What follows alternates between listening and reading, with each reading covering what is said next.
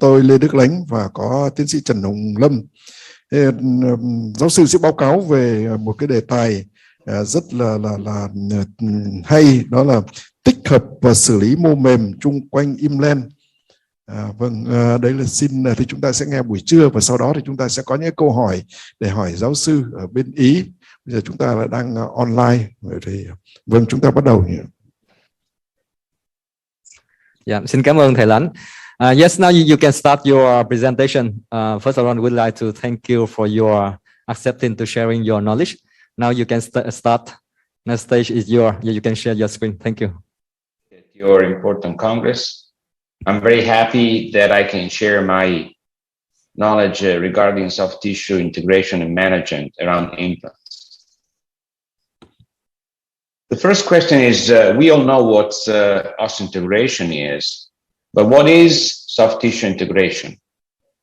Well, I think there are different ways to talk about this. One is to make histological sections. One is to study books. But one important thing which, yes,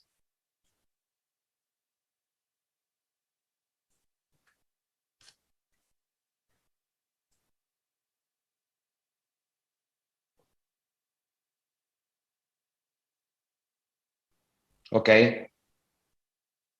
Is it better now?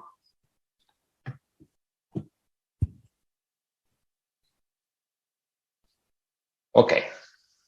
I will try to speak slowly. Do I have to start again? Okay.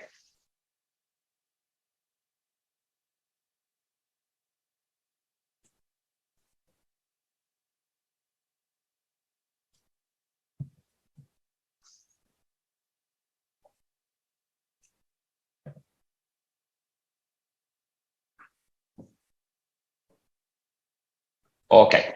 So once again, thank you very much for the invitation. I'm very happy to speak at your Congress. Chào tất cả các bạn, tôi rất vui vì có mặt ở đây hôm nay để bàn luận về tích hợp và xử lý mô mềm Quanh IMPLANT.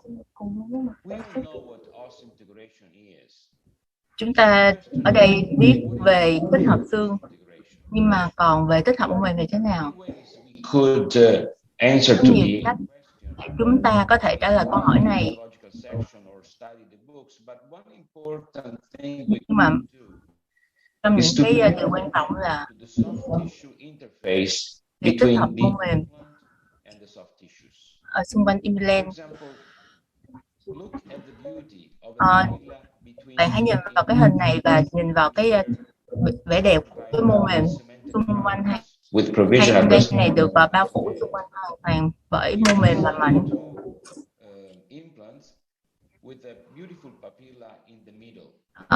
Cũng như là cái gai nú giữa hai implant rất là đẹp. You see that the ceramic crown was removed. Chúng ta thấy là cái cổ implant được che phủ hoàn toàn 360 độ bởi mô mềm. Around the color of the implant. Or on your left, once again. Ở hình bên trái, hai implant được đặt vào tháng 1 2006. Once again, vào 2009.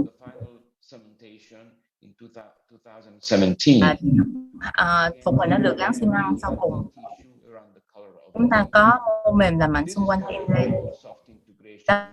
Gọi là tích hợp mô mềm. Không có túi nha chu sâu, không có viêm, không có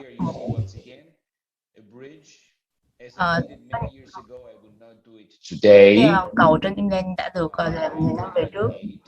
Vào năm 1912, tôi đã tháo cái cầu ra và quan sát vào răng 2 năm. Hãy nhìn vào cái mô mềm xung quanh các implant này, không có túi nha chu, viêm, không đỏ. Đây cũng là một ca chúng ta đạt được sự tích hợp xương nhưng mà không có sự tích hợp mô mềm. Ở cái implant xa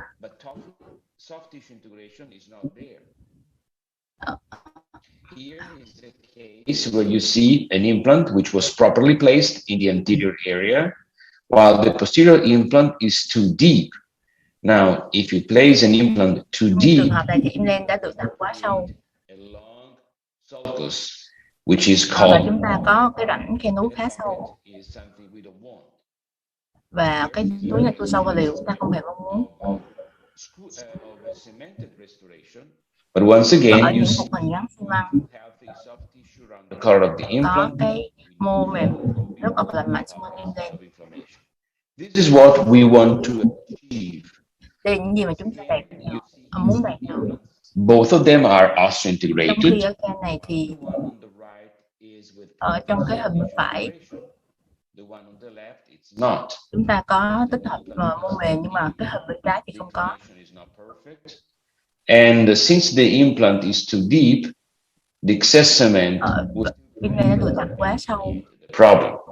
So as Đây là a một trong những cái nguyên nhân gây ra vấn đề. as shallow as possible, as deep as necessary. Chúng ta nên đặt implant vừa đủ sâu, vừa đủ nông, càng tốt, và đủ sâu khi cần. The higher is the risk of bleeding and probing, the higher is the risk of inflammation, the higher of Nếu risk chúng ta đặt càng sâu thì càng dễ gây viêm. inflammation becomes periimplantitis. So this is the start. Liên quan implant, điều này rất là quan trọng. Easy to obtain this, but it's important that we start from this point. Place your implant as deep as necessary. Now, another question is, of course, câu hỏi khác đó là in the past about do we need keratinized mucosa? Or in other words, is keratinized mucosa useful to maintain peri-implant health? vai trò gì trong việc duy trì sức khỏe mô? The systematic the articles which were published recently, while in the past most of them were skeptical, or a few of them even wrote that keratinized mucosa is not useful. In the last few years, we have seen articles, systematic reviews, which confirmed in one way or the other one, Excuse me. keratinized mucosa is, yes.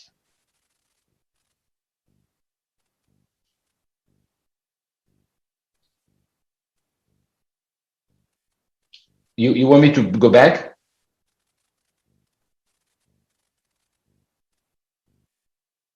Okay.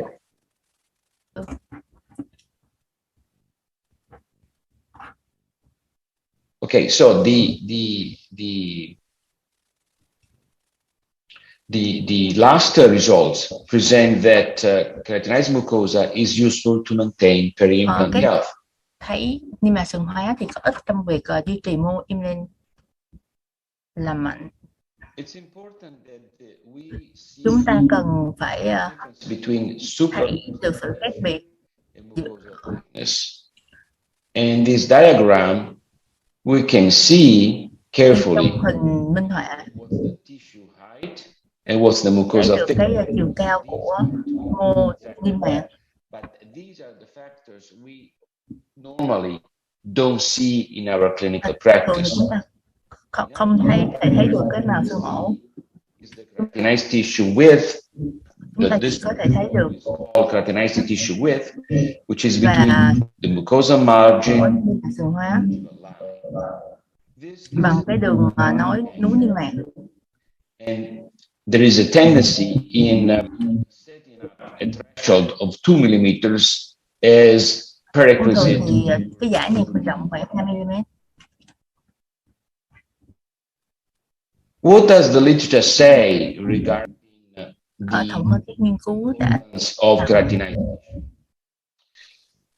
If we read the conclusion of the World Workshop of Periodontology of the American Academy of Periodontology and the European Federation of Periodontology, you can read that there is không có mô niêm mạc sừng hóa sẽ ảnh hưởng tiêu cực đến cái việc vệ sinh răng miệng của bệnh nhân, và có và chứng cứ về cái việc sẽ dẫn đến viêm quanh implant. While studies suggest that the absence or a reduced width of keratinized mucosa may negatively affect performed oral hygiene measures, there is limited evidence làm cho bệnh nhân khó tự vệ sinh răng miệng hơn, và đây có thể là một cái yếu tố nguy cơ dẫn đến viêm quanh implant.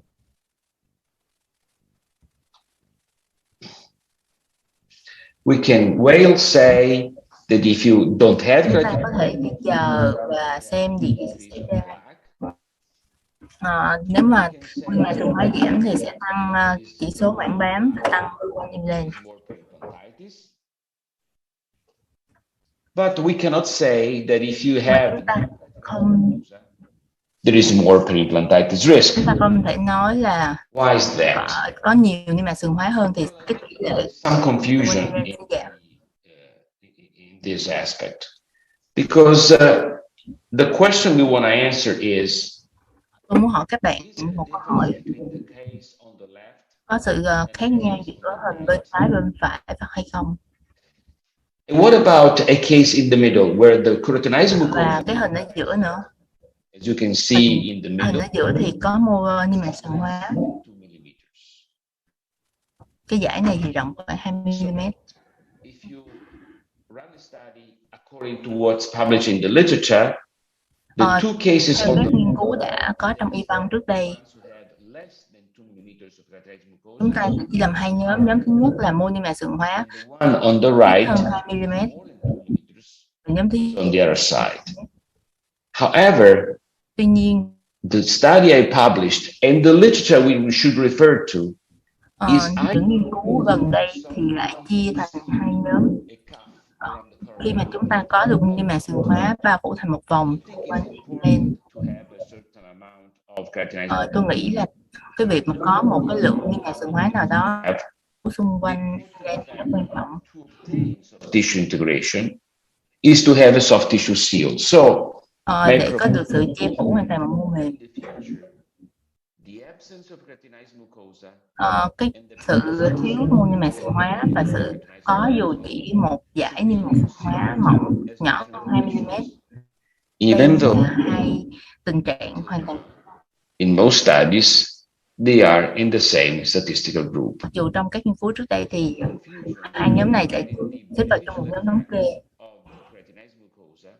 Is because of this. Once again, I don't care about the millimeters of keratinized Một lần nữa, mucosa. tôi không Care about có bao nhiêu mm niêm mạc sừng hóa of a soft tissue seal. và tôi quan tâm là có hay là không có sự che phủ hoàn toàn.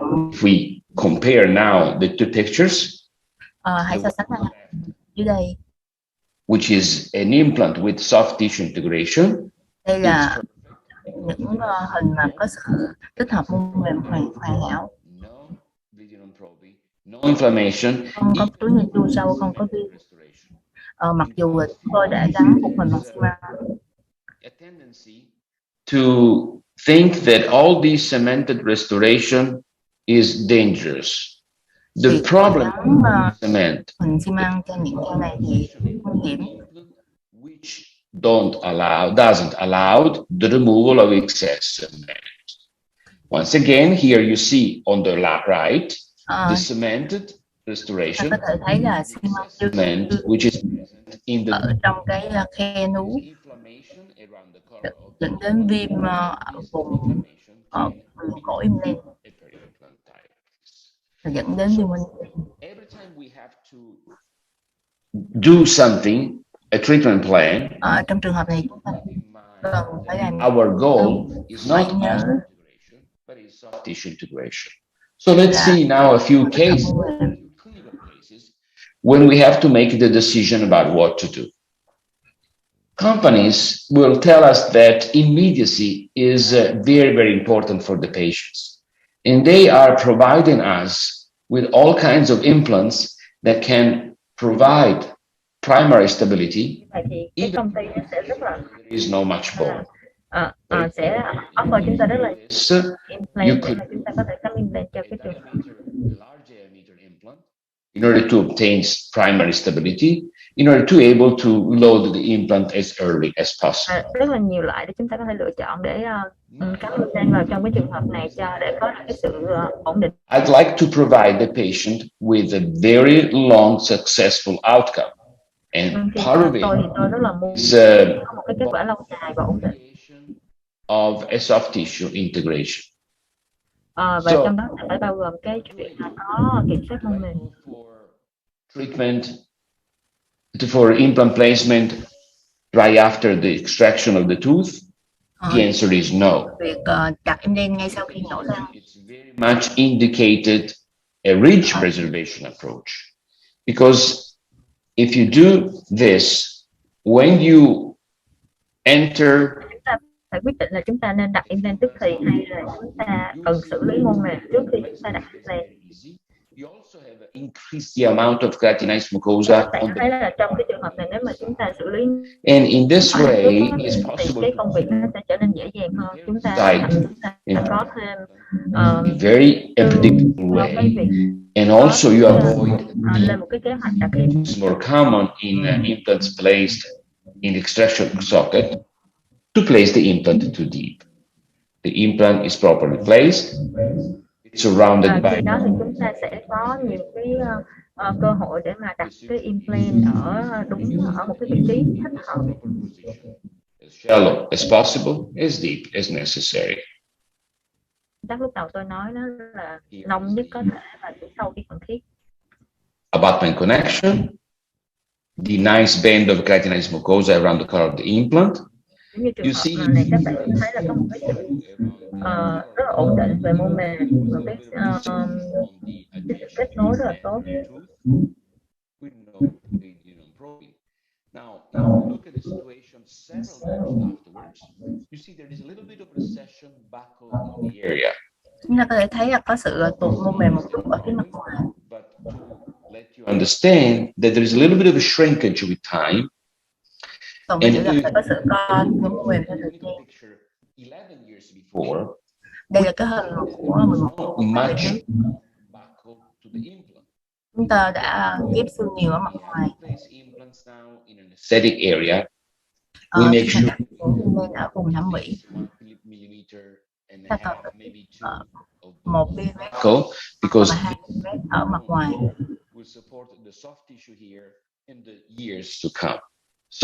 Để bảo đảm cái sự ổn định của mô mềm thời gian sau này. On the lingual side, which is on their hand another reason not to go for immediacy, but to place the implant in the proper position, in this case after ridge preservation. Now, sometimes we are lacking keratinized tissue. Chúng ta lại thở bị thiếu mô mềm xương máu. Nhưng mà đôi khi chúng ta lại có quá nhiều in the posterior maxilla. As I mentioned, the idea is the idea of a shallow pocket. So, if we see this case, the patient was sent to me because of a request of sinus lift. But maxillary sinus, previous histories of sinus, the idea was to try to avoid sinus. So the project was to place one implant in the position of the premolar and one position in the distal molar. Kế hoạch đó là chúng tôi muốn đặt một cái implant ở vùng răng khối nhỏ và một cái ở vùng răng khối lớn để tránh cái răng hẹp. Will be surrounded by thick tissue, which will implant ở phía xa thì lại được bao phủ bởi một cái lớp nhưng mà the thickness of the flap, the thickness of the tissue. We design a flap in such a way that we reduce the amount of tissue around the corner. Trong trường hợp đó thì chúng tôi quyết định là chúng tôi phải giảm đi cái lượng graft. We place the implant and we use the proper implant with the right color, smooth color. And we place chúng tôi đặt implant ở cái vị trí thích hợp và sử dụng implant có bộ dáng. The premolar area is very, very thin. So what do we do?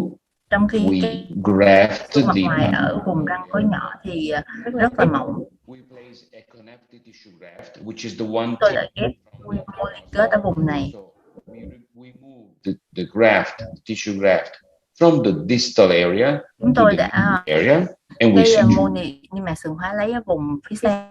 and we see healing, early healing, and the healing after. Once again, these are pictures which were taken many years ago when I used to use Và cái sự ổn định nó kéo dài được nhiều năm sau đó. in under my ceramic crown or bridges, which I don't do that anymore. Nevertheless, Trong quá khứ thì tôi hay gắn cái cầu hoặc là mão bằng xi măng và sau đó tháo ra để đánh giá mô mềm, nhưng mà giờ tôi không làm như vậy nữa. Probing is limited to 2-3 millimeters. There is no bleeding. Cái túi này sau khoảng 2 mm. Therefore, this is the case with soft tissue integration. We can look at the X Mà có sự học mô mềm tốt. We are happy with the results. Và chúng tôi rất vui với kết quả đó. Now, the idea of creating a soft tissue seal around the ý tưởng mà có sự che phủ bằng mô mềm. But sometimes is toàn bộ lên thì rất quan trọng. when we have irregularities of the soft Chúng ta tissue. có những cái ca thế này rất là thiếu mô sừng hóa mặt ngoài. There is too much. Còn cái trường hợp này rất là thường gặp. There is almost no Có creatinine. nhiều mô sừng hóa ở phía hậu cái hồi. So the way to approach these cases Cái cách để cải thiện tình trạng này là not only at the bone. Many people will do a CT scan in a case like this. Và trong trường hợp này chúng ta không chỉ là tập trung chú ý vào cái việc là xương, ta còn phải đánh giá mô mềm. From the soft tissues. So the for long maintenance, cái vấn đề nó hay xuất phát từ cái việc mô mềm. and the shape of the soft tissue is very chúng important. ta còn phải đánh giá số lượng và hình. How we do approach a case like this? Chúng tôi đã tiếp cận cái chuyện này thế nào? Tôi đã đặt đường vẹt hơi là về phía hậu, But is slightly palatal, so we can move nhờ vào đó thì chúng tôi có thể di chuyển được cái lượng mô sừng hóa ra phía mặt ngoài. Và we can now place the implants at the center. chúng tôi đã đặt hai And now the chữa màu xương. is to adapt this keratinized tissue around the color. Và chúng ta có được cái mô sừng hóa xung quanh cái implant. An ideal healing. Cái việc này sẽ giúp cho cái quá trình làm đẹp hơn. We make an incision here on the distal portion. Tạo thêm một cái đường rạch ở phía xa. From the distal to the mesial. Xoay mạch này từ phía xa về phía gần. The mesial papilla. We fix the interproximal papilla, the papilla between the two implants, and then we fix. Rồi dùng cách này để tạo ra giống như là cái gai nướu ở đây. If we wait a few weeks, we see a Và sau khi case. chúng tôi chờ vài tuần thì chúng ta có sự lành hương mô mềm tốt. Và đây là những gì mà tôi gọi Inflammation, mô mềm, the không absence, có viêm. the absence of pus, the absence of regional probing. This is my aim. Sometimes it's not easy, sometimes it's difficult. Đôi khi ca tập thể là không có dễ. In trying to obtain always this type of results. Nhưng mà Và đây là cái mục tiêu điều trị.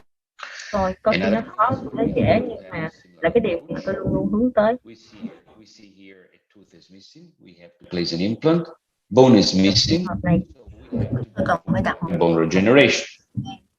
Now, Và chúng ta cần phải làm một cái phẫu thuật để tạo mô có hướng dẫn.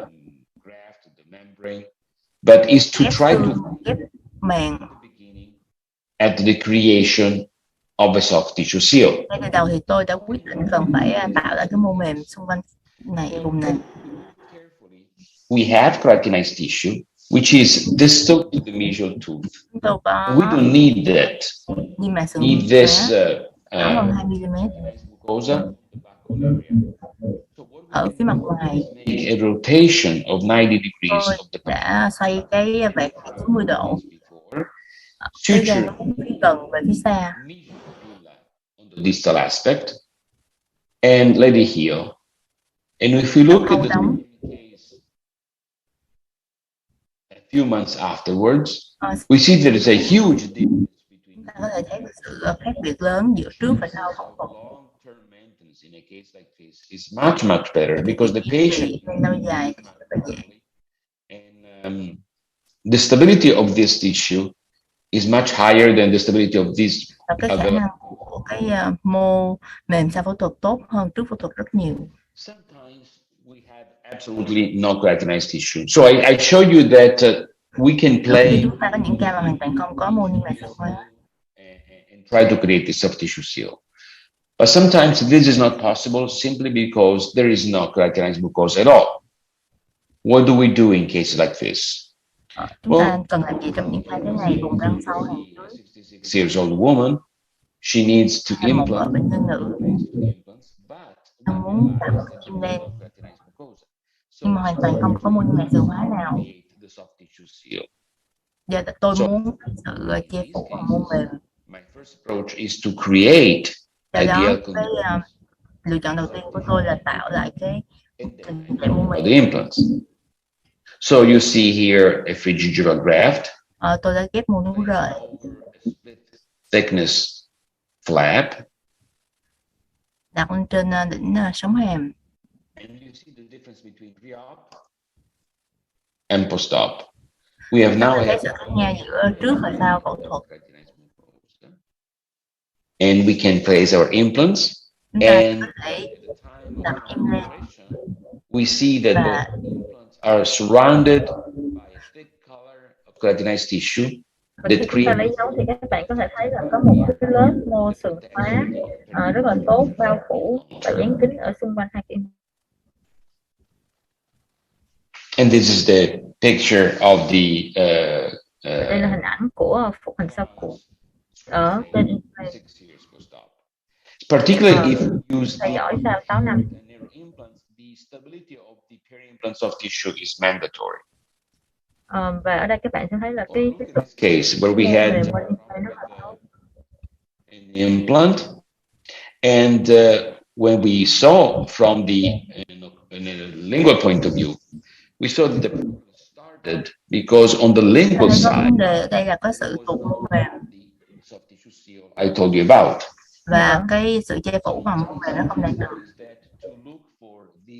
Trong những trường hợp thế này, đó là cái yếu tố nguy cơ. You don't pay much attention. You tell the patient. Khi mà bệnh nhân có viêm, đôi khi chúng ta lại không để ý. The inflammation goes there, and you have a short implant. Then some 8 years implant. Và so I learned. Bị viêm màng implant và implant bị thất bại. I try to create ideal conditions for trong trường hợp này thì tôi cố gắng tạo cái tình trạng lý tưởng cho mô mềm trước khi đặt lại implant. And I don't want ở trong ca này thì không có nhiều xương lắm. But I want to make sure that the implant, in the new implant, has good chances of long-term maintenance. Và tôi cần chắc chắn là cái khi mình đặt lại implant mới thì implant nó cần phải có sự duy trì lâu dài cho thời gian. Hãy nhìn vào cái there is no nice keratinized mucosa. There is scar. Có mô niêm mạc sừng. So this có mắc hành lang cạn. Even if I achieve osseointegration, I may not get. Đạt được sự tích hợp xương, nhưng mà không có sự tích hợp. It's the same old story. I try to create. Cái câu chuyện trước đó thì chúng tôi sẽ ghép nối rời lên trên sống hàm. And here you see the graft taken from the chúng ta sẽ lấy we protect ghép từ vùng khẩu cái. A template, and you see that the healing is uneventful. It doesn't have to be too deep. The deeper. Chúng ta thấy là việc lấy cổ cái hệ dao và cái mảnh mô ghép này không cần phải quá dày. You don't need to make this graft too thick. You see early healing after 30 days, and then sớm. After a few months. Now we can have ideal condition. Please look at the ideal condition. Đã có được cái tình trạng lý tưởng. Chúng ta có thể thấy được cái sự lành mạnh của mô mềm quanh implant. And you see that the seal is both on the lingual and the palatal side. Phủ mô mềm này có ở cái mặt ngoài mặt Properly và because điều này giúp cho việc bệnh clean properly. răng miệng rất là dễ dàng. To maintain. Và như vậy thì bệnh nhân có thể duy trì được implant lâu dài dễ dàng hơn. So this approach of grafting, of soft tissue grafting before getting bằng cách ghép mô mềm can also be explained in a case like this. You see here the clinical image. A 60 years old woman. Đây là trường hợp ở một bệnh nhân lớn tuổi, 60, bệnh nhân nữ 60 tuổi. Không có niêm mạc sườn hõa và sống hàm. Cũng tạo lại cái điều kiện lý tưởng cho mô mềm bằng cách ghép mô nối rời. Open up the flap to do. Chúng tôi lại mở vạt ra. Chúng ta có cái tạo mô có hướng dẫn và chúng ta có mô niêm mạc sườn hõa ở cả mặt trong một ngoài của cái vạt này. 3 is placed in a very thin crest. So we need to đặt ở cái sống hàm rất là mỏng này. On top of Tôi it. đã ghép bằng xương đi trong khô khử khoáng. And the membrane is adapted. And now chúng tôi đã đặt implant không vùi. The keratinized tissue we grafted, which will Điều này rất quan trọng bởi vì implant. đã có được cái mô niêm mạc sườn xung quanh implant này. Those ideal conditions we like a lot. Once again, look at the clinical picture a year after treatment. Mục tiêu ban đầu của chúng tôi thì chúng tôi vẫn cố gắng đạt cái điều kiện của mình lý tưởng cho implant của mình. Cemented with provisional cement. Chúng tôi gắn phục. Look at the beauty of the soft. Và hãy nhìn vào cái mô niêm mạc rất là đẹp này. See it long term after 10 years. Sau khi and we have again even after 10 years the soft tissue seal around the color of the implant. Sau 10 năm thì vẫn còn cái sự che phủ bằng mô mềm rất tốt. This is an interesting story because the 63-year-old man một bệnh nhân nam 63 tuổi, nha sĩ. Đây là một cái người có thói quen hút thuốc lá. That I treat many dentist wives and friends. So nhân là nha sĩ, rồi vợ của nha sĩ, bạn của tôi. Chúng ta có thể thấy là implant được đặt ngay trên thần kinh, ở thần kinh xương ổ dưới. The coronal part was broken. Và cái phần cổ implant the refiner to remove it. Cho chúng ta cần phải lấy implant này ra để cho mô được lành bình thường. Soft tissues around the area. Once again, we see the soft tissue which is not ideal. Các bạn có thể nhìn thấy cái mô mềm ở cái vùng mà chúng ta cần làm việc. Thì một lần nữa thì các bạn sẽ thấy giống như những trường hợp trước, không có đủ mô sừng hóa. And I use maybe a noticeable membrane or a mesh. The risk for exposure is high. Ở trong trường hợp này, khi mà chúng ta sử dụng lưới bằng titan thì cái việc lộ màng sẽ cao. The soft tissue. Đó tôi cần phải điều chỉnh lại cái tình trạng của mô mềm trước. In the meantime, I double check trong this lúc situation. đó, And you could tell that của xương, bone is very limited. There's no much bone on top of the nerve. So we chúng ta have, không, vì sao chiều cao xương không có đủ. and I published quite a bit regarding the use of titanium meshes for. Tôi đã sử dụng một cái I think there are two, but you can use also membrane or whatever you want. Nevertheless, chúng ta có thể sử dụng những cái loại màng khác. that covers your graft is very important. Dụng mô mềm để che phủ cái lưới này. Of the mesh, and here are the perforation of the bone. Đã ghép xương và đặt lưới tiếp. The maturation of the bone, And of course, in every time we do a vertical augmentation, we have to stretch our flap. Những lúc mà chúng ta làm tăng kích thước xương ngay chiều đứng, so it's not as thin as it would be if we hadn't grafted. So we suture, and then we double check the situation both radiologically and clinically. And here you see the beautiful picture of the soft tissues on top of the hình thương rất là đẹp ở phía trên titan, không hề có sự căng nào. There was no inflammation, no exposure. Không đau. And this tissue will be very, very good. Và cái mô mềm này sẽ rất là lý after this picture. So 6 months after the placement of the 6 tháng, chúng tôi đã tháo túi titan ra, đặt 2 nên ở mức mô mềm. Nhớ là đặt càng nông. The soft tissue is adapted around the smooth color of the implants. Và cái hai cái implant này, phần cổ của implant đã rất tốt với mô mềm, tích hợp mô mềm tốt. Soft tissue integration. Nice inflammation. Tích hợp mô mềm tốt. With a seal hoàn toàn 360 độ chung quanh implant.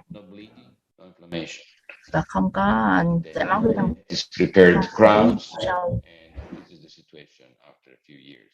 Và đây là cái tình trạng vài năm sau đó.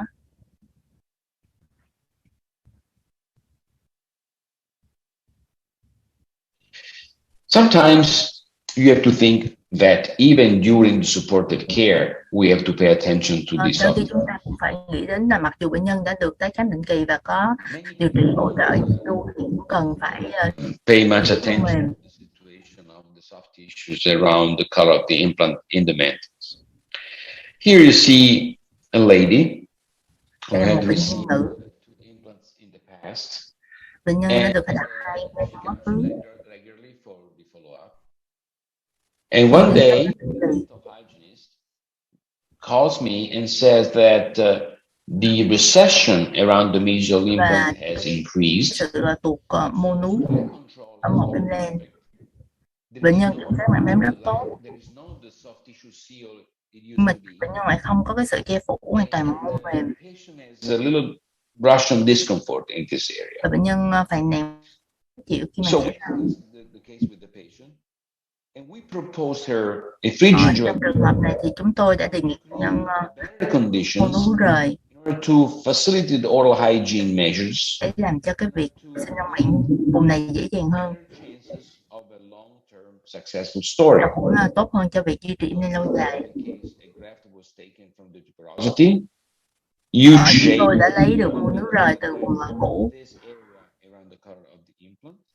Tôi đã tạo dạng của cái mô núi này hợp với vùng cổ lên. Now what's interesting is that several years afterwards, the implant which một thời gian sau đó thì was grafted, chúng ta không thấy ta không còn sự tụt nú ở implant nữa. The other implant presented recession.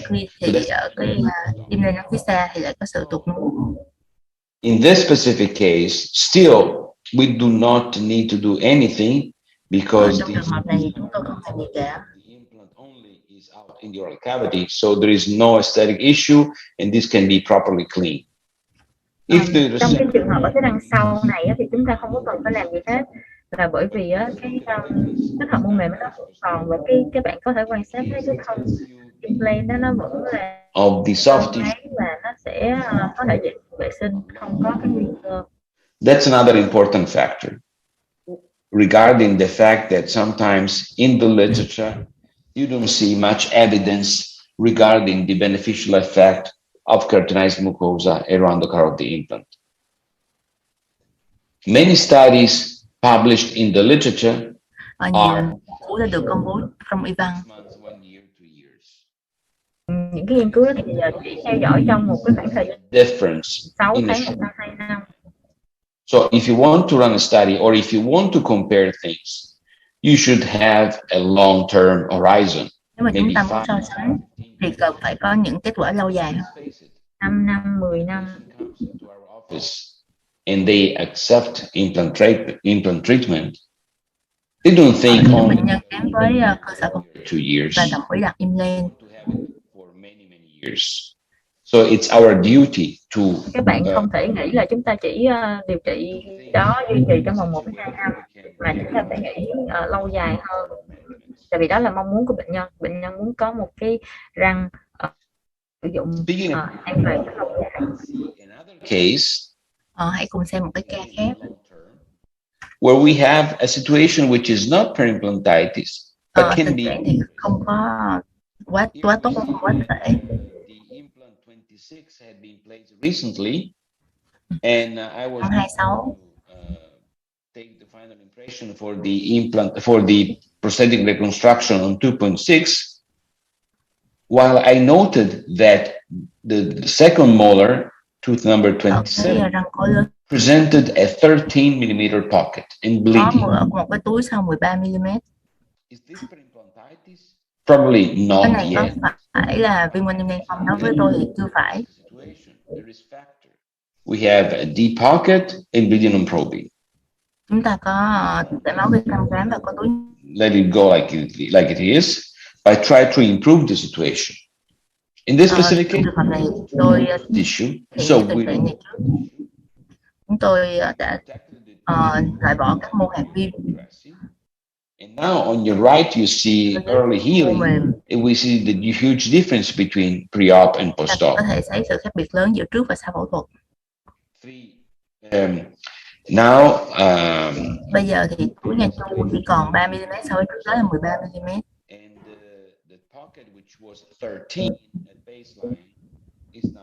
Và không có chảy máu khi thăm khám. Now, again, this situation right here is most likely to be easily maintained for the years to come. Do có đủ niêm mạc sợi hóa nên tình trạng này sẽ rất là dễ vệ sinh răng miệng và duy trì được. Tissue, you don't want to have recession. You want to have a nice band of keratinized mucosa, a cuff around the cornea. Muốn một cái sự che phủ, một cái vòng niêm mạc mô mềm xung quanh implant. Old case, 1994. I placed 2 implants. And after so many years, there is a pocket. Chúng ta thấy được sự tuột mô mềm, có túi sâu. The patient does not complain. The patient is not aware of this problem. But we have to bất cứ vấn đề gì. Sooner or later. So we treat this. It's not the topic of our session today to discuss about perimplantitis. But chủ đề của bài hôm nay đó là xử trí và tích hợp mô mềm.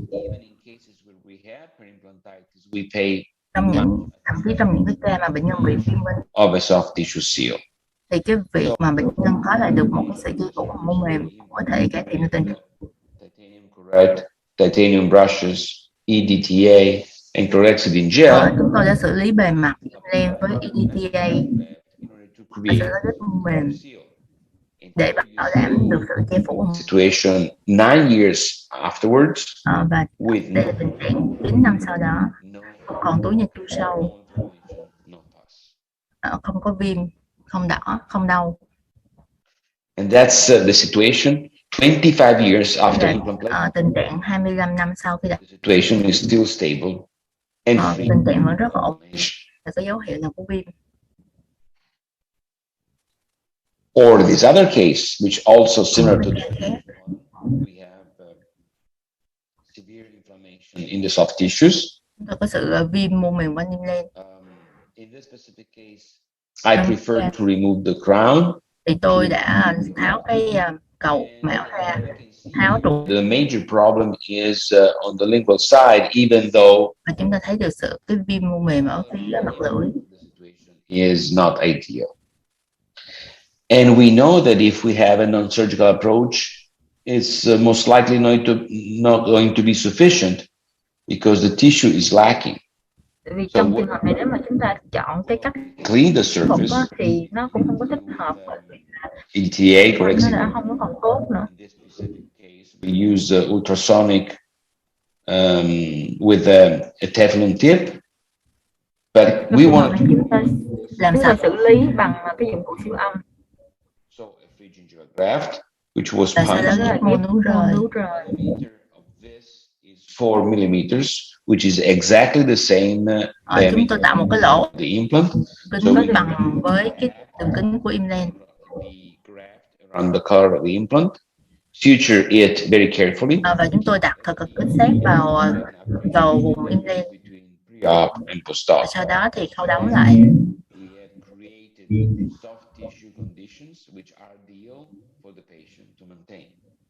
Và sau đó thì chúng tôi đã có được cái mô mềm rất là lý tưởng cho việc vệ sinh răng miệng. Những trường hợp mà đôi khi bệnh nhân không thể là vệ sinh răng miệng được tốt. And I noticed that here the situation was ideal. Bệnh nhân 76 tuổi nữ. Bệnh nhân than phiền là đau khi răng, đặc biệt bên trái. Because she said that she could clean properly. In 2010, she came back. Lúc đó thì bệnh nhân không có muốn điều trị, tại bệnh nhân nói là tôi có thể là tự làm sạch cái chỗ đó. Nhưng mà khi mà 8 năm sau bệnh nhân quay trở lại thì cái vấn đề nó đã trở nên trầm trọng hơn. Ta thấy có những cái viêm xung quanh cái implant phần hàm 3. If I had done the pharyngeal graft, the situation would be different because nếu mà chúng ta đã ghép, but sẽ không có tệ đến như vậy. my humble opinion, yes. And as an indirect proof, you see that the other side of the implant, which was surrounded by the soft tissue, chúng ta có thể so sánh là ở phía bên phải được stable. Thì cái implant đó. The other hand, we see another old lady who had implants placed đã được đặt là rất lâu về trước 1999 of keratinized mucosa. And even though plaque control is not ideal, the implants are stable and the rất là tốt. So when do we do a free gingival graft? Khi nào chúng ta cần ghép mô nú rời? Theo tôi thì trong những cái chọn lựa như sau.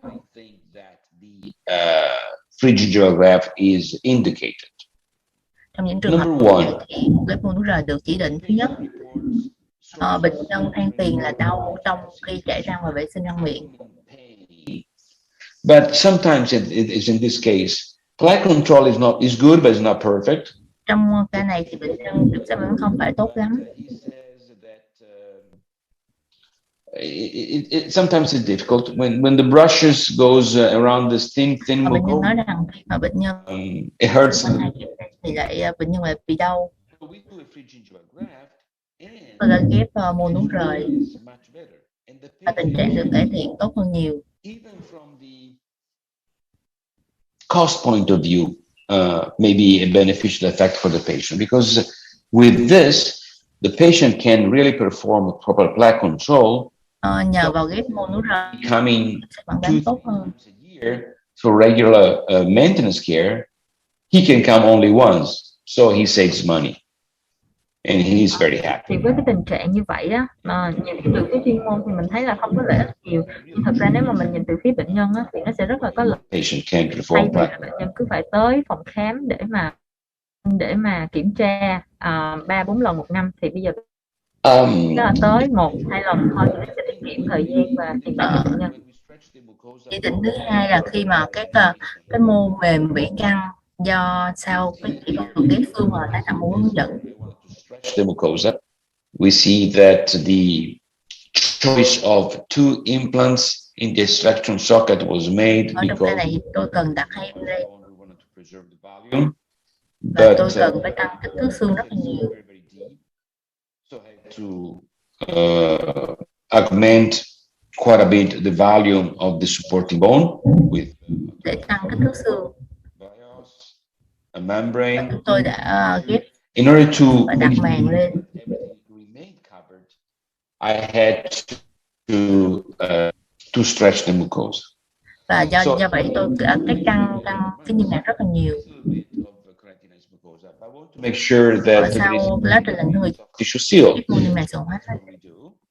We move the quantity of present of keratinized mucosa present on the lingual And then we trong đây là tôi đã làm gì? Tôi đã di chuyển cái lượng mô niêm mạc sừng hóa đang có ở phía lưỡi về phía ngoài. And the patient can be sent to the GP for the prosthetic reconstruction.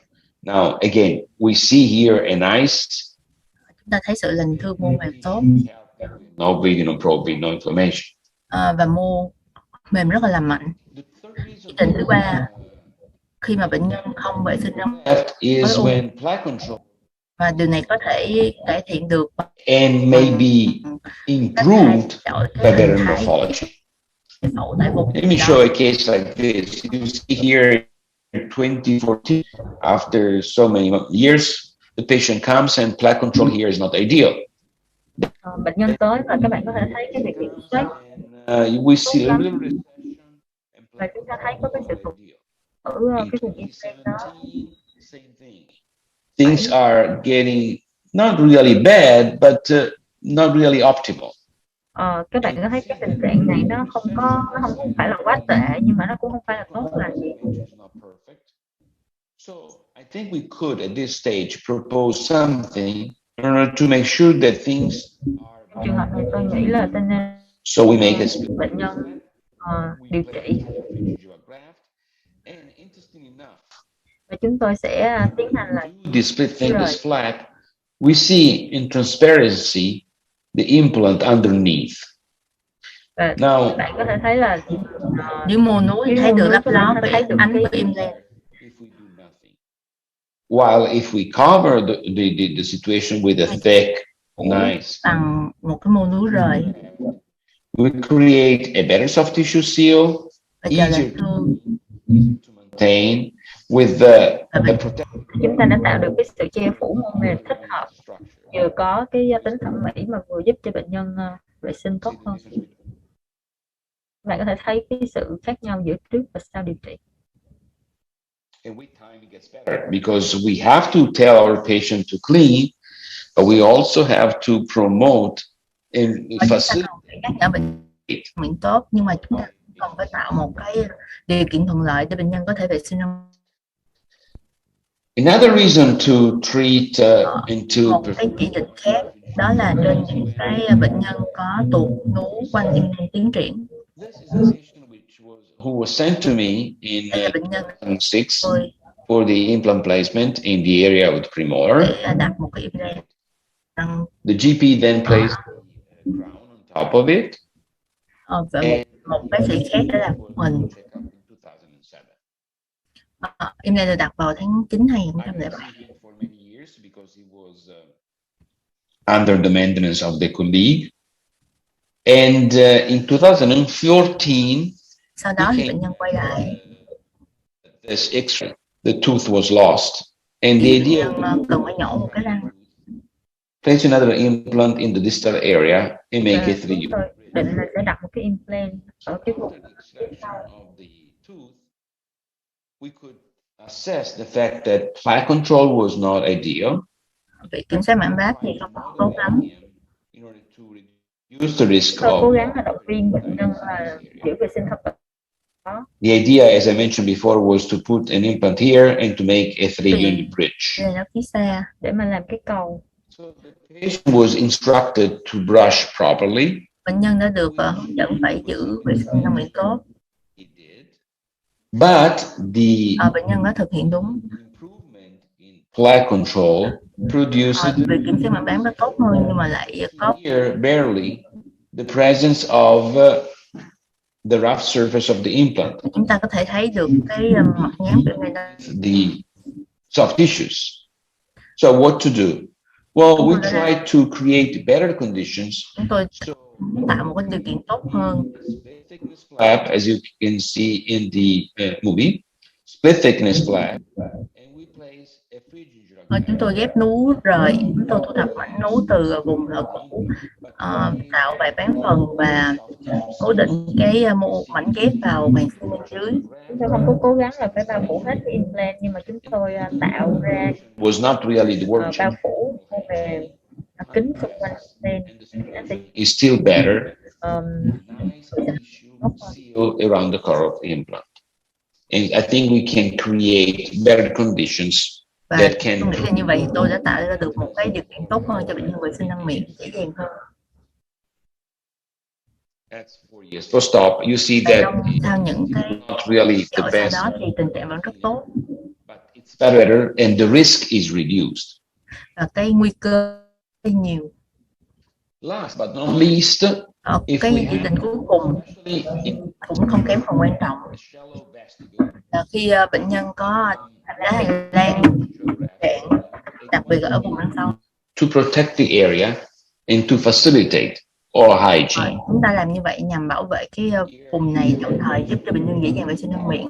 2 implants were placed, a prosthetic được đặt 2 implant finished, and the situation is like this. Nothing tình trạng như thế này đây. to observe, except the fact that a year afterwards, she came, and you could see here a little bit of inflammation, a little bit of bleeding, Chúng ta có thể thấy là có một a little bit of resection. It's an area which is at risk. Not now. Not. Cái này có phải là yếu tố nguy cơ không? Không phải bây giờ. Nhưng mà nếu mà 6 this care, and we do a pharyngeal graft, we see that difference because now we have a nice band of cartilage mucosa. Sau đó thì chúng tôi đã tiến hành ghép cứu trong cái trường hợp này. Thì các bạn có thể thấy có một cái sừng khóa ở xung cái răng. Và 4 năm sau bệnh nhân quay lại thì cái tình trạng răng miệng rất là tốt, cũng như là tình trạng nhai chung rất là tốt, không có túi nhai chung, không có viêm. Here is 5 years. 5 năm sau đó, 8 years post-op. Still the same thing. Shallow pocket. 8 năm sau đó, cái tình trạng môn nhai chung vẫn rất là hoàn hảo. Now again, I cannot prove that if I didn't do this, things got worse. Tôi không thể chứng minh là nếu như mà tôi không làm gì hết thì tôi cũng không biết là, tôi cũng không thể nói được là nó sẽ trở nên tệ hơn, nhưng mà tôi muốn đảm bảo cho bệnh nhân có một cái kết quả lâu dài. So we are forced to make our clinical decisions based on good common sense. Do not expect strong evidence on this because we would treat let's say lâm sàng của mình, not to treat 50 patients 10 years in order to không phải là lúc nào chúng ta cũng tìm được những cái lời khuyên từ hoặc là có những cái bằng chứng rõ ràng, mà nó cũng phải dựa trên cái kinh nghiệm của chúng ta nữa. Now I hope everything's and to a little bit to summarize this in a single case. Và hãy xem cái phần tóm tắt của bài hôm nay. Doctor. Đây là một bác sĩ y khoa 66 tuổi nữ. Lower left quadrant. She needs an implant. But again, we see that được cắm implant. Chúng ta thấy cái sống hàm rất là mỏng. Chúng ta làm gì đây? First thing to think is not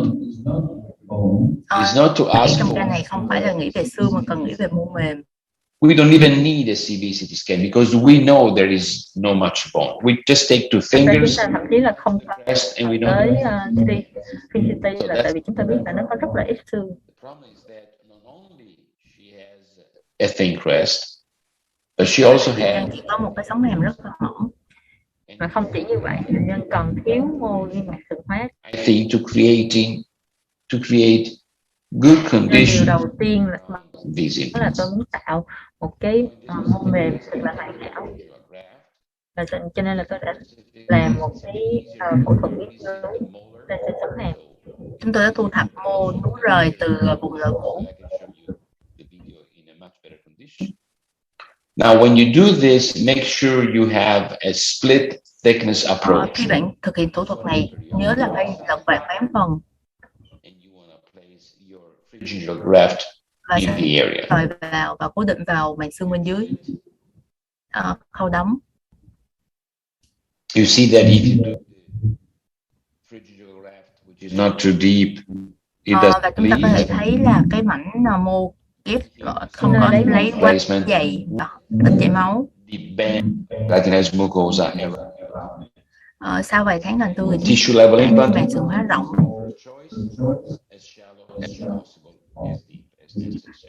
Và cái implant ở mức ngang mô mềm là cái lựa chọn đầu tiên của tôi, và nhớ là đặt càng tốt và đủ sâu mới cần thiết. Which we did.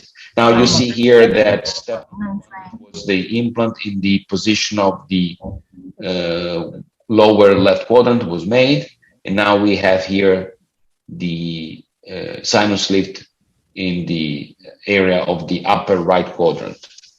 Bệnh nhân cần phải nâng xoang ở phần hàm 1. Sinus lift. Sau khi nâng xoang thì đã đặt 2 implant. Your attention to the fact that bone is necessary, but it's not sufficient.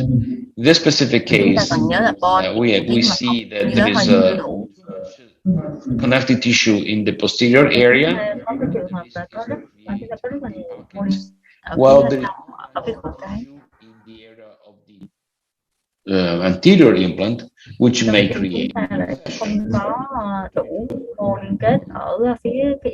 eliminate some connective cho nên là chúng tôi đã cắt cái phần implant. ở mặt trong cái implant phía sau. We place it. Và đặt vào mặt we remove ngoài. the epithelium, I'm sorry, and then we place it on the buccal aspect, as you can see here, of the mesial implant. So, và sau đó thì chúng tôi đã đặt nó vào mặt ngoài của cái implant phía gần. Transferred and moved to this area. Rồi thì chúng tôi đã di chuyển cái mô màng sườn hóa. Sorry, if we see it from the soft tissue point of view, once again, we have soft tissue integration. Và chúng ta đã có được sự tích hợp mô mềm rất là tốt. Không có túi nha chu sâu, không có viêm. And now we go in the lower right quadrant where ta đi đến phần hàm 4 của bệnh nhân này. Cut the bridge, the old bridge here and here. There was a fracture in this area, so we wanted to double check if this tooth was fractured or not. So the approach was to cut here and place it in the middle here. Please look carefully.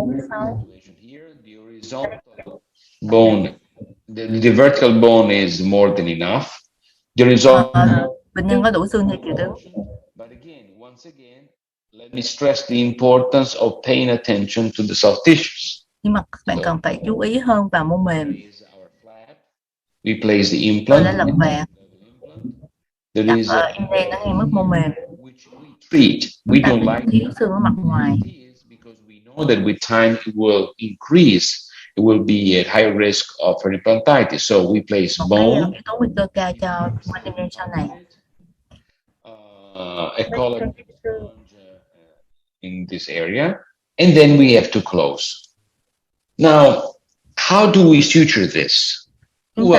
Chúng tôi đã carefully at the side. If you look carefully at the upper left slide, we see cái hình ở phía trên bên trái. Mesially and distally, but not in the center. Các bạn thấy. Một cái vẹn ở phía gần, một vẹn ở phía xa. And we suture to the distal part. So we move the two sides from mesial to distal. Và chúng tôi đã di chuyển cái phần vẹn ở phía gần và phía xa. Và chúng tôi khâu lại với nhau. The amount of keratinized tissue is right there around the carotid implant. Early healing. Ta có được đủ cái mô màng sườn hóa xung quanh cái cổ của implant. Pre-op and post-op. And now, once again, you see what I call soft tissue integration. Và các bạn thấy một lần nữa, đây là những gì mà tôi gọi là tích hợp mô mềm. Mô mềm xung quanh implant rất là mạnh. But not too thick. Cuff. Dày nhưng mà không quá dày, mỏng nhưng mà không quá mỏng. Và phủ kín được. The suture. I'm sorry, the X-ray after the.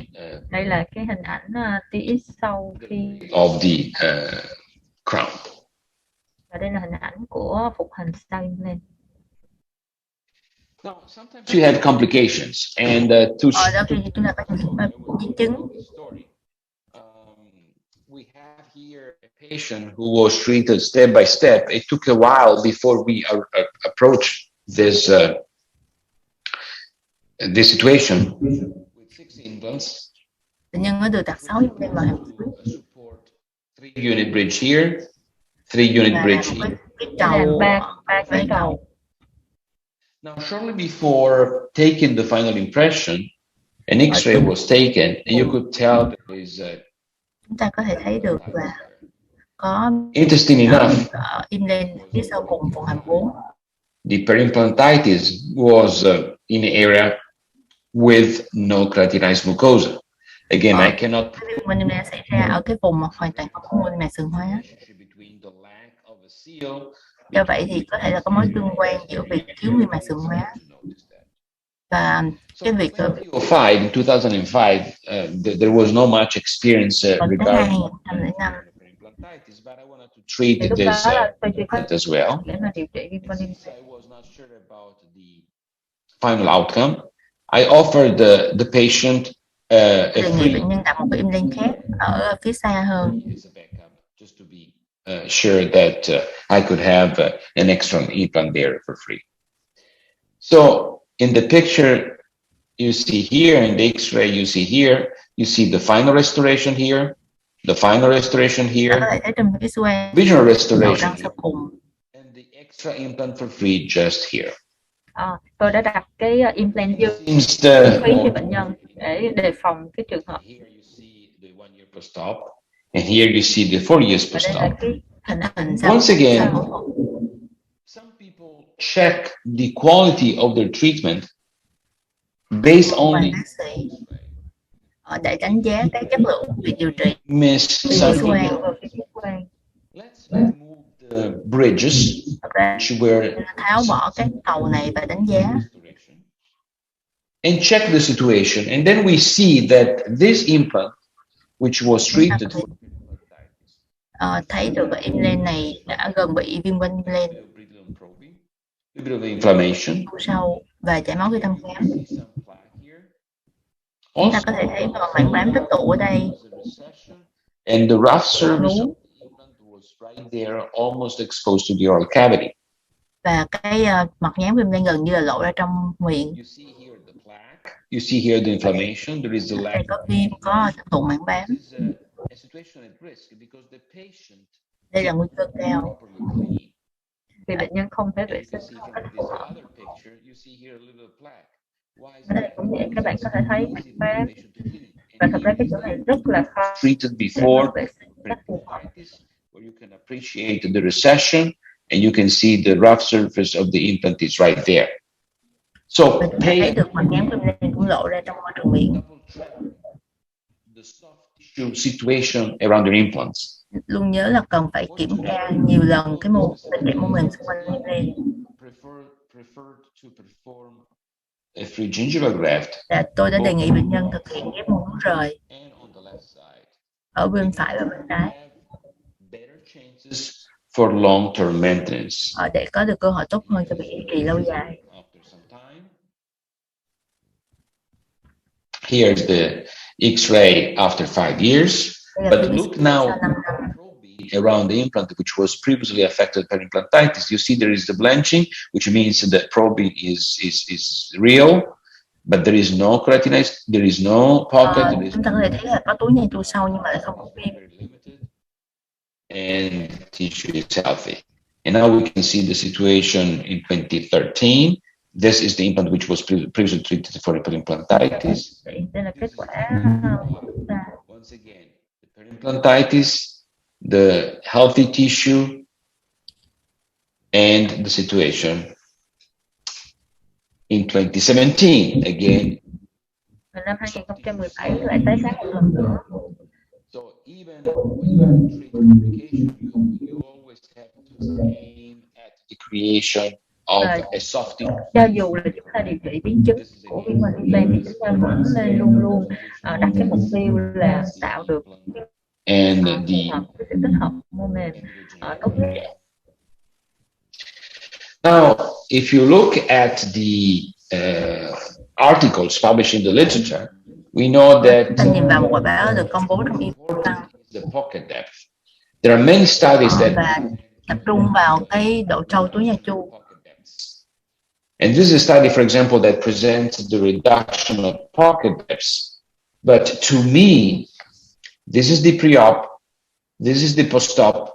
Đây là phim. Though there was a reduction of pocket depth, I don't consider this as a successful story. Why? Tôi không nghĩ đây là cái ca thành công. Dù có sự thay đổi độ sâu túi trước và sau. In the presence of soft tissue integration. So make sure that không có sự tích hợp mô mềm. I think there's a huge difference. Both đây là câu chuyện hoàn toàn khác. Ở implant nó bị viêm quanh implant. But to obtaining once again soft tissue được một lần nữa sự tích hợp mô mềm quanh implant. Your goal as well. If you want to have. Mục tiêu của tôi và tôi cũng mong là các bạn đặt cái mục tiêu như vậy. In other words, kết quả lâu dài cho bệnh nhân. Kết luận việc tích hợp xương tích hợp mô mềm khó bằng cái quá trình và cái quá trình duy trì implant lâu dài thì rất là phức tạp. A successful dentist, you always should look at long term. Và nếu như các bạn muốn trở thành một nha sĩ xuất sắc thì các bạn luôn luôn nên nhớ tới là làm sao để đạt được cái kết quả lâu dài.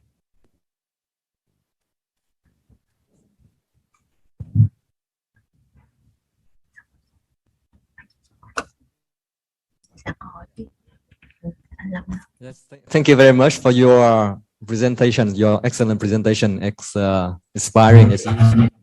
Do you hear me, Professor Rokuzo? Yes, very well, very well. Yes, I will ask the audience if they have some question. Kính thưa quý thầy cô hả? Could you please turn on your camera? Like this we can see your face. Yes, just a minute. Thank you very much. Dạ xin kính hỏi quý thầy cô có câu hỏi gì không ạ?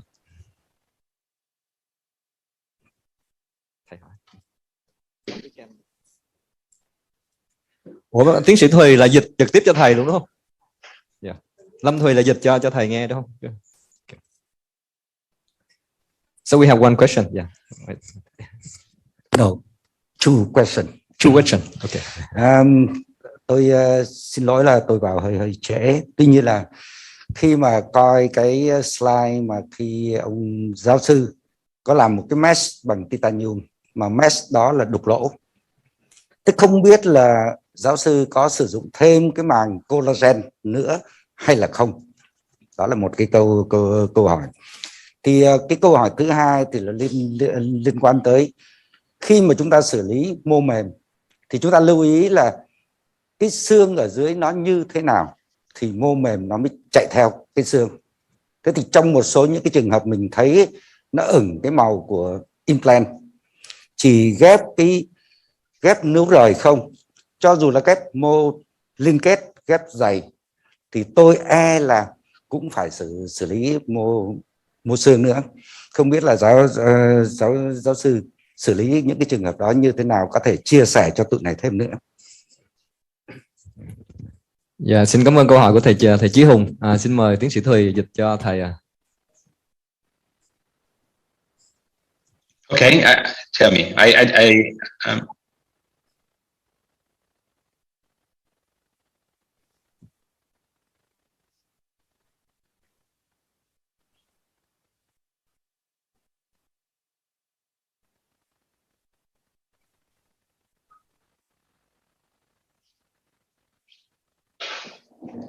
Okay.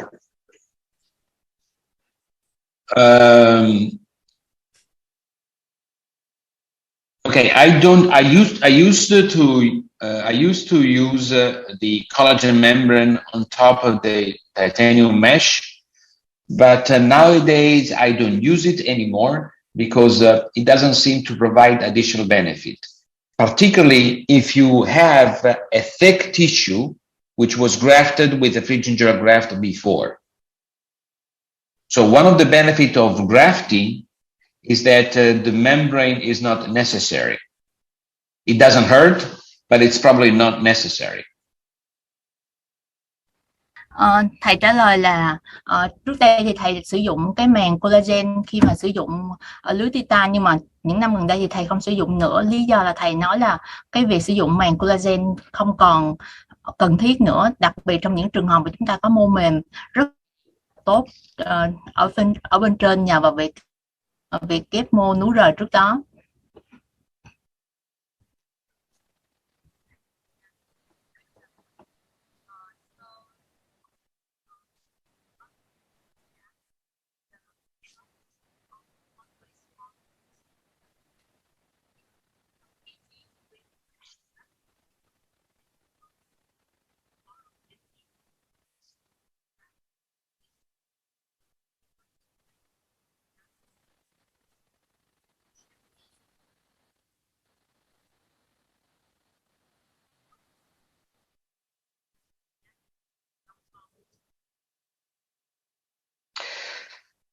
If I share the screen, I'll show you a case. Let me show you a case. Okay, 1 minute, so I can explain this better.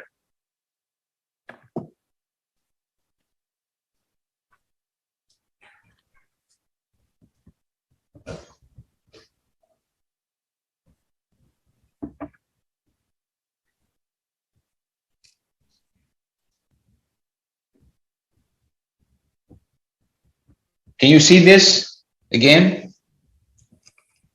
Yes, we see it.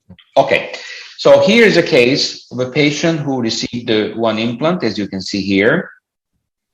And there was a small graft, a membrane, suture. Everything seemed okay. Now, 2 months post-op, you see there is a small portion of the rough surface of the implant which is out in the oral cavity. Now, some people think it's not important, but I think it's very dangerous because you have a leakage.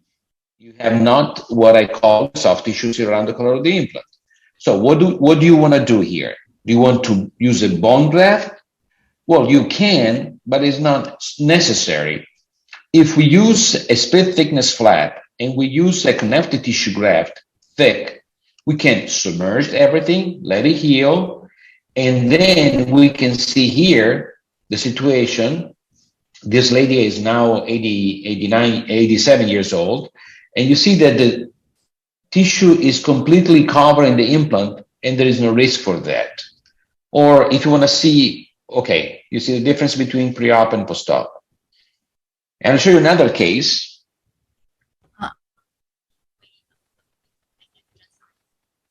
Yeah.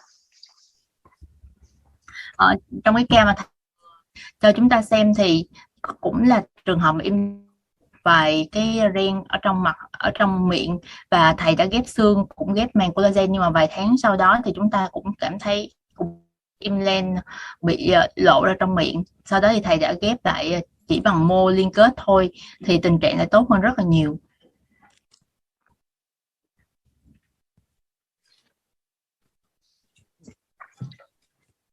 Okay, let me show you this case. Một cái ca khác. In 2004, vào tháng 11 2004, to increase ghép xương khối và dùng lưới titanium ở vùng phần hàm 3 và đặt 3 implant vào 2006, vào 6 năm sau đó và 8 năm sau đó.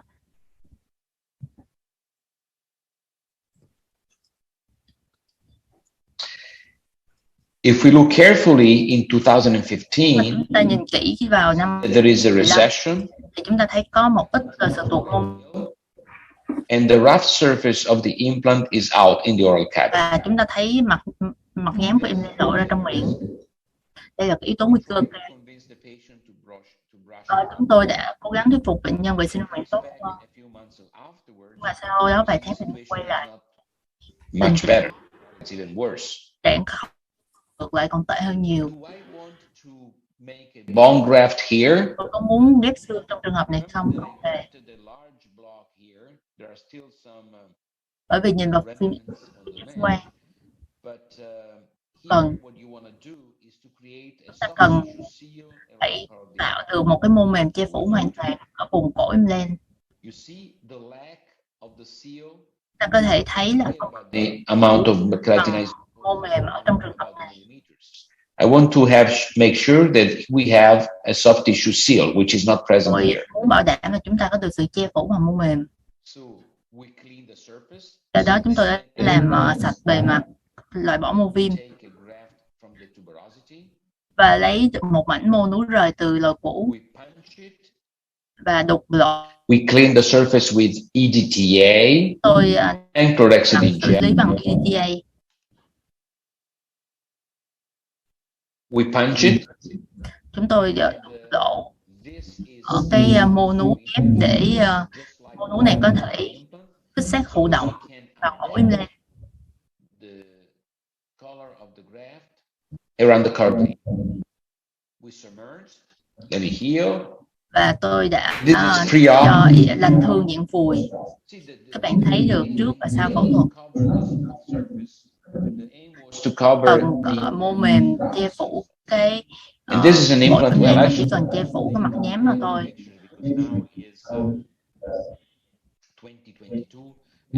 Still bây giờ là đã 4 năm sau cái ngày đó và tình trạng vẫn rất tốt.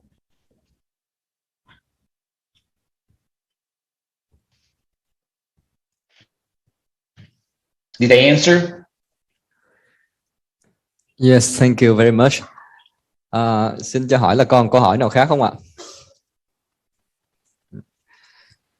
So yes, you hear me?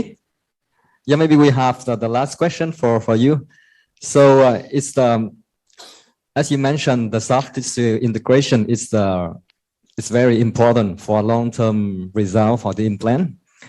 And you show us one case in 2008, and you have a little bit resection of soft tissue in 2019. And you go back to your photo, you can see you have a lack of bone in the buccal face of the implant. So the question is, do we always bone? Or sometimes we just need bone, sometimes. So which one is the more important? Your opinion, can you share with us? Which one is better? So thank you very much. I like the question. Which one is more important?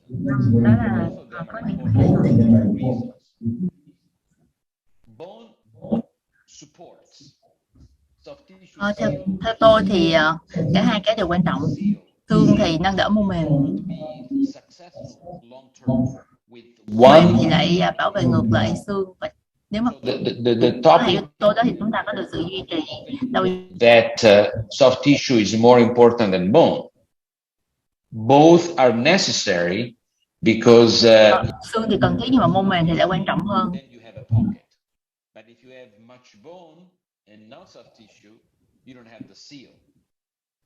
So nhiều xương rồi lại có mô mềm thì okay, so I can share.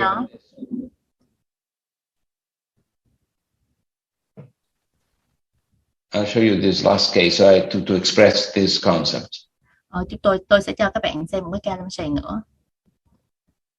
Trong khi đó thì mình xin nhắc lại câu hỏi của thầy Hồng Lâm, đó là có những cái trường hợp mà thấy thiếu mô xương ở mặt ngoài của những cái khi nào thì chúng ta cần, hoặc là chúng ta cần cả hai hay là chỉ cần một trong hai cái thôi. Okay, so here is a dramatic case of a patient who had received an implant with huge periimplantitis. Và trường hợp này thì bệnh nhân bị viêm quanh implant rất là trầm trọng. Còn phải đặt implant lại. The tooth, the adjacent tooth, cái vấn đề là is lost bone. Đó là cái răng cái cận nó bị xương rất là nhiều. Is destroyed, so that this is very difficult. Cái răng nanh ở đây. Đây là một bệnh nhân nữ trẻ tuổi. To have a nice tooth. Nhưng muốn có phục hình rất và răng thật là đẹp. Với cái gan nú làm mạnh. you cannot have a successful story with just one or the other one. In this specific case, as you can see, soft tissue is almost okay. We go. Chúng ta thấy trong ca này thì mô mềm khá là ổn.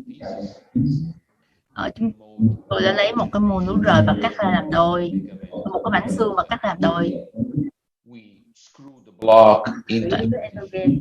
Sau đó chúng tôi extra bone and sau đó thì đặt cái bột xương và phủ wait, and then we và chúng tôi chờ và đặt implant sau đó.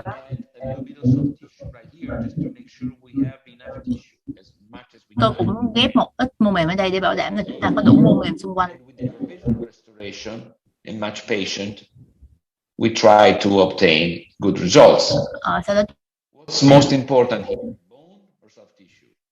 I don't know. Điều quan trọng hơn ở đây, xương hay là mô mềm? Soft tissue. Chúng ta có thể thấy là cả hai đều quan trọng. Một xương là để nâng đỡ và mô mềm là để che phủ. Yes, thank you very much. So it's very inspiring. And yes, one more time on the behalf of the organizing committee, we'd like to thank you for sharing with us your valuable knowledge and also your experiences. Thank you very much. Thank you.